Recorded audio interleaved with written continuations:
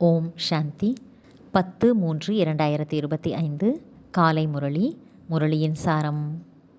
பாபா சொல்கிறாரு, இனிமையான குழந்தைகளே, நீங்கள் மனிதரிலிருந்து தேவதை ஆகக்கூடிய கல்வியை கற்க வேண்டும் மற்றும் கற்பிக்கவும் வேண்டும்.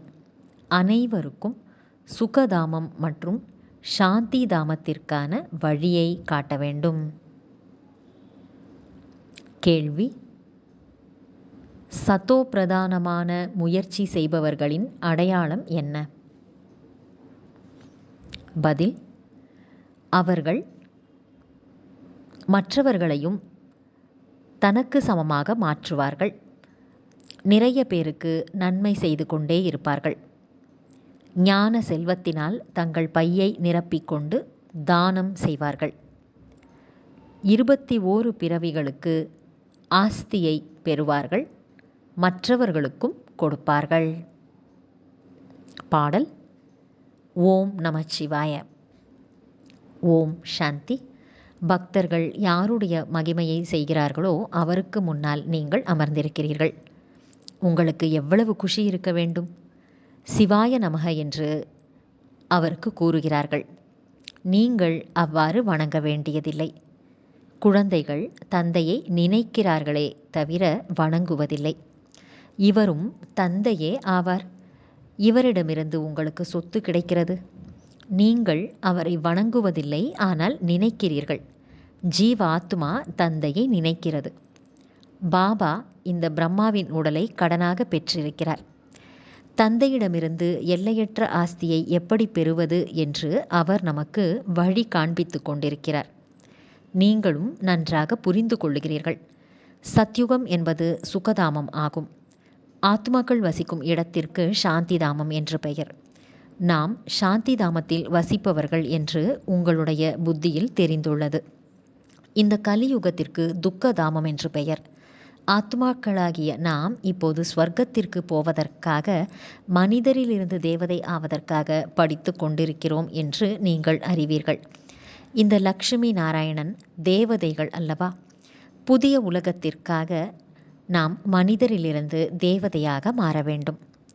பாபா மூலம் நீங்கள் படிக்கின்றீர்கள். எந்த அளவுக்கு படிக்கிறீர்களோ, சிலர் படிப்பில் கூர்மையாக முயற்சி செய்கிறார்கள், சிலர் மந்தமாக இருக்கிறார்கள். சத்தோ பிரதானமான முயற்சி செய்பவர்கள், அதாவது மிக உயர்ந்த முயற்சி செய்பவர்கள், மற்றவர்களையும் தனக்கு சமமாக மாற்றுவதற்காக வரிசை கிரமத்தில் முயற்சி செய்ய வைக்கிறார்கள். பலருக்கு நன்மை செய்கிறார்கள். எவ்வாறு ஞானத்தினால் பையை நிரப்பிக்கொண்டு தானம் செய்கிறார்களோ அந்த அளவு நன்மை நடக்கும். மனிதர்கள் தானம் செய்கிறார்கள். அவர்களுக்கு அடுத்த பிறவியில் அற்ப காலத்திற்கான பலன் கிடைக்கிறது. அதில் சிறிது சுகம், மற்றபடி துக்கமே துக்கமாகும். உங்களுக்கோ 21 பிறவிகளுக்கு ஸ்வர்க்கத்தின் சுகம் கிடைக்கிறது. ஸ்வர்க்கத்தின் சுகம் எங்கே? இந்த உலகத்தின் துக்கம் எங்கே? எல்லையற்ற தந்தை மூலமாக உங்களுக்கு ஸ்வர்க்கத்தில் எல்லையற்ற சுகம் கிடைக்கிறது. ஈஸ்வரன் பெயரில் நீங்கள் தானம் புண்ணிய காரியம் செய்கிறீர்கள் அல்லவா? அங்கே மறைமுகமாக பலன் இருக்கிறது. இங்கே நீங்கள் நேரெதிரில் இருக்கிறீர்கள் அல்லவா? பக்தி மார்க்கத்தில் ஈஸ்வரன் பெயரில் தானம் புண்ணிய காரியம் செய்கிறார்கள். அது அடுத்த பிறவியில் பலனாக கிடைக்கிறது என்பதை பாபா புரிய வைக்கிறார். சிலர் நன்றாக செய்கிறார்கள். தீயவை மற்றும் பாவங்கள் செய்யும்போது அதற்கேற்ற பலனும் கிடைக்கிறது. இப்போது எதிர்கால சத்யுகத்தில் 21 பிறவிகளுக்கு சதா நீங்கள் சுகமுள்ளவராக மாறுகிறீர்கள். அந்த உலகத்தின் பெயரே சுகதாமம் ஆகும். சாந்தி தாமம் மற்றும் சுகதாமம் செல்வதற்கான எளிதான வழி இதுவே என்று நீங்கள் பட கண்காட்சிகளில் எழுதி வைக்கலாம். நல்லது. தாரணைக்கான முக்கியமான சாராம்சம். 1. எல்லையற்ற தந்தையிடம் இருந்து எல்லையற்ற ஆஸ்தியை பெறுவதற்காக நேரடியாக ஈஸ்வரன் பெயரில் தானம் மற்றும் புண்ணிய காரியம் செய்ய வேண்டும். ஞான செல்வத்தினால் தங்கள் பையை நிரப்பிக்கொண்டு அனைவருக்கும் தர வேண்டும். 2. இந்த புருஷோத்தம யுகத்தில் தன்னை அனைத்து பந்தனங்களில் இருந்தும் விடுவித்து கொண்டு ஜீவன் முக்தி நிலையை அடைய தயாராக வேண்டும். குளவியைப் போல பூம் பூம் என்று ஊதி தனக்கு சமமாக பிறரை மாற்றக்கூடிய சேவையை செய்ய வேண்டும். வரதானம்: அனைத்து பிராப்திகளின் அனுபவத்தின் மூலம் சக்திசாலி ஆகக்கூடிய சதா வெற்றி மூர்த்தி ஆகுக. விளக்கம்: யாரொருவர் அனைத்து பிராப்திகளின் அனுபவ மூர்த்தியாக இருப்பாரோ அவரே சக்தி வாய்ந்தவர் ஆவார்.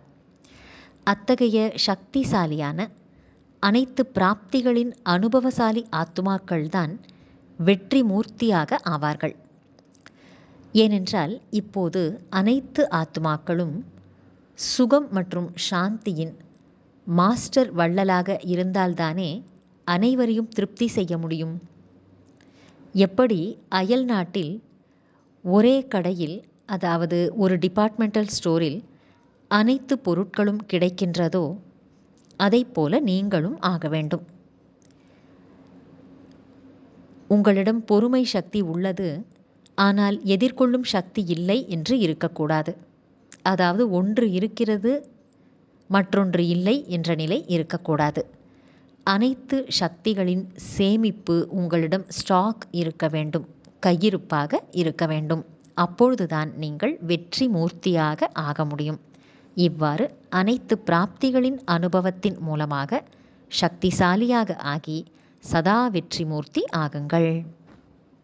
ஸ்லோகன்: மரியாதைகள், அதாவது ஸ்ரீமத் என்ற கோட்பாடுதான் பிராமண வாழ்க்கையின் பாதச்சுவடு ஆகும். இதன் அடிமேல் அடி எடுத்து வைப்பது என்பது இலக்கை நெருங்குவதாகும்.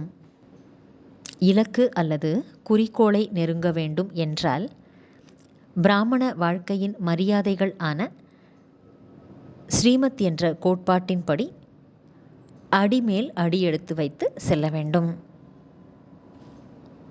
நல்லது.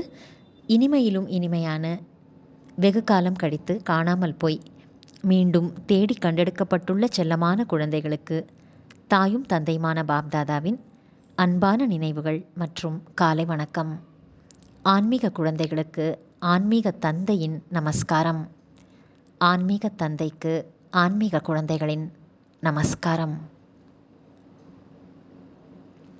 அவ்யக்த சமிக்ஞை: சத்தியம் மற்றும் பண்பு நிறைந்த கலாச்சாரத்தை தனதாக்கிக் கொள்ளுங்கள்.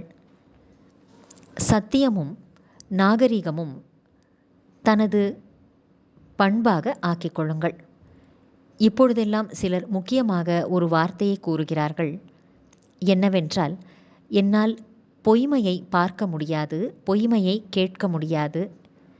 எனவே பொய்மையை பார்த்தாலோ அல்லது கேட்டாலோ என் உள்ளம் கொதிக்கிறது என்று சொல்கிறார்கள். ஆனால் பொய்யான ஒருவரை பார்த்து உள்ளம் கொதிக்கும் என்றால் அதுவும் பொய்மையே ஆகும்.